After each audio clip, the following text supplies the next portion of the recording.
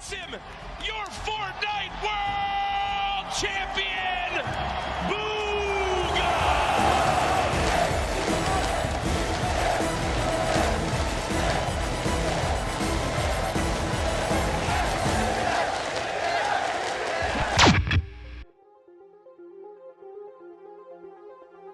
What you just saw is what gaming has become now.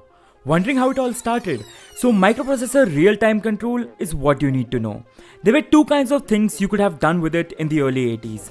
One, you could have done missile guidance control system, aka killing people for 12 cents a head, or you could have made video games out of it. Atari's story starts with the creation of Pong, an arcade version of tennis. In 1972, it was an exceptional hit. Atari organized its first gaming tournament in which more than 10,000 people showed up just to play Space Invader. It helped to bring video games out of the shadow as a niche product and firmly into the public's eye. The internet did for gaming what it did for instant messaging. It connected gamers throughout the web. So now online gaming was possible. Internet connectivity also gave rise to the growth and popularity of PC games, and companies such as Nintendo and Blockbuster began sponsoring video games worldwide. Around this time in 1997, the Red Annihilation tournament for the former famous Quake game was held, which drew in around 2,000 participants, and it is still widely regarded as the world's first esports event. The winner also got to drive off in John Carmack's Ferrari as the grand prize. He was the developer of the game Quake, so... Cyber Athlete Professional League was formed and they held their first tournament.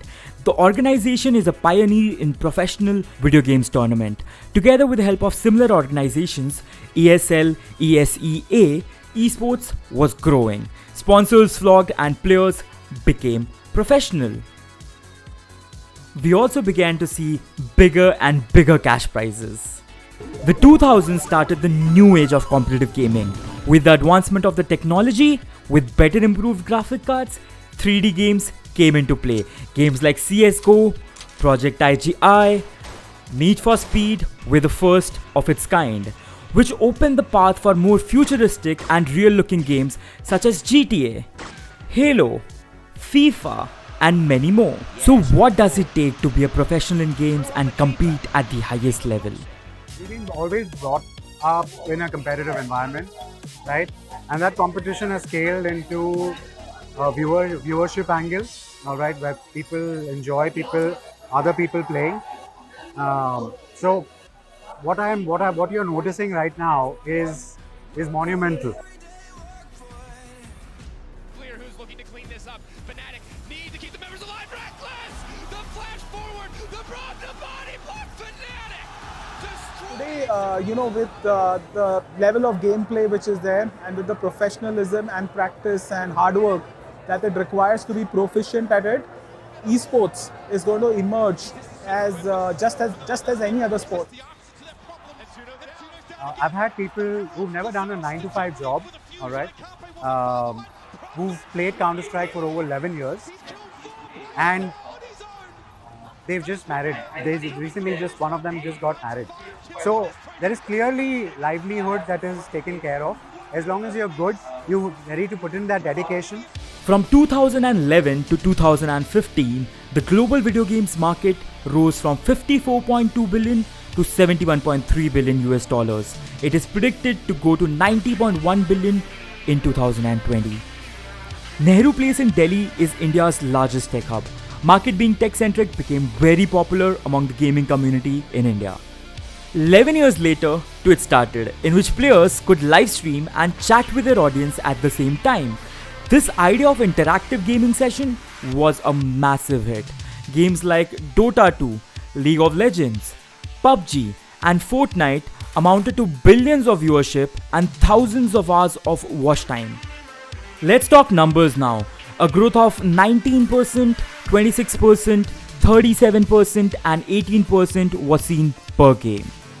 Twitch has 124 million clips, an average of 335 billion minutes of watch hours, and has 15 million daily active users. That's actually really awesome. In 2018, Fortnite was the most popular game on Twitch. Ninja, a Fortnite streamer, was watched on Twitch for more than 150 million hours in 2018. देखने वाले से ज़्यादा मज़ा देखने वाले को आता है. सिंपली हम लोग बात करें एक मूवी बनाने वाले से ज़्यादा मज़ा उसको देखने के लिए आता है. तो गेमिंग भी सेम चीज़ है, वो पार्ट ऑफ एंटरटेनमेंट है आज की डेट में. हर चीज़. Esports is always growing. The money is always getting higher and higher. See, like 20 years ago, it was really hard for a gamer to, live a life by just playing games. They would usually play games and have something at the side. And I think nowadays, you can go full time. Yeah, obviously there's a lot of stereotypes with gamers. Like, for example, like gamers don't have a life. They just stay at home and sit and play games all day.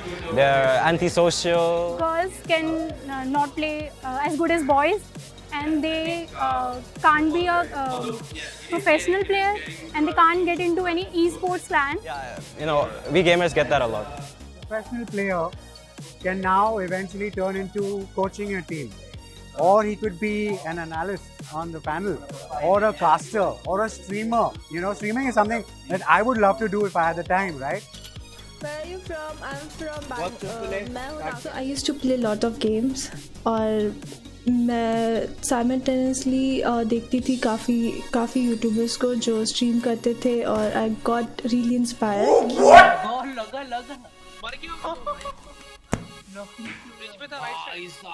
और also I do sub games जिसमें मैं audience के साथ खेलती हूँ. सब लोग अरे माँ कसम players in Kevin 100 बहुत रह रही है. It's engaging with your community over a web camera. And now, thanks to YouTube and Twitch and all these Hotstar, all these guys coming in, there's so much of content I can throw out. So many platforms I can throw out content. किसी को खेलते हुए देखता हूँ तो I learn from it. And if he's playing competitive, I try to reach his level. I want to be like him. तो आप model तक को एक ऐसा एग्जांपल ले सकते हैं, वो lakhs of rupees में उनकी स्पॉन्सरशिप होती है. बाकी you get donations, sponsorship, brand deals. Super chat. Congratulations, Mortal, my small contribution for your cause. All the very best for 2019.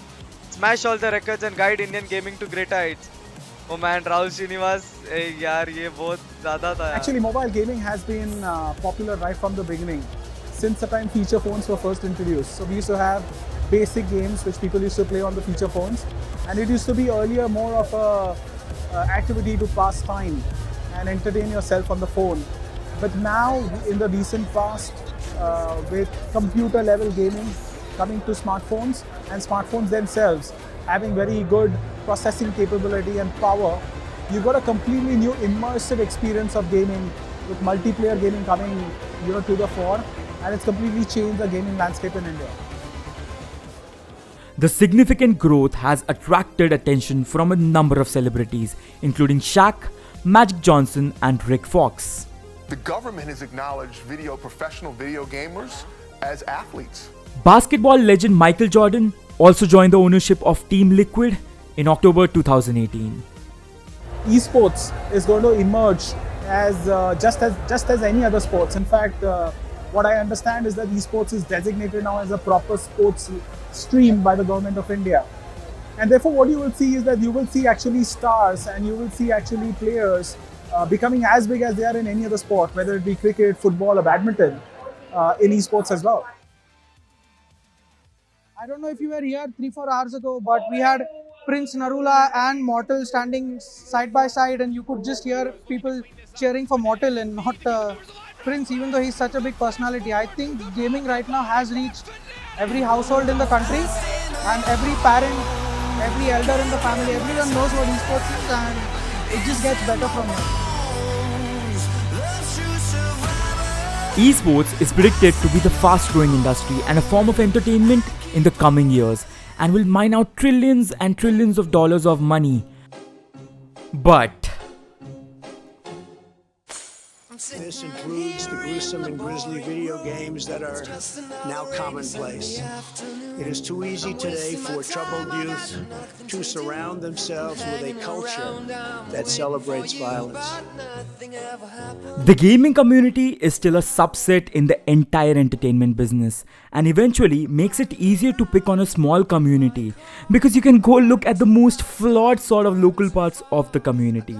However, the video game industry does a really good job at certifying and making sure young people don't have access to violent games. And the research shows that there is no link between people playing violent video games and committing acts of violence. Japan is a perfect example where video games are deeply ingrained in its culture. Chances are some of the most core games you have played were developed at Japan itself. And guess how many gun deaths are there in Japan most years?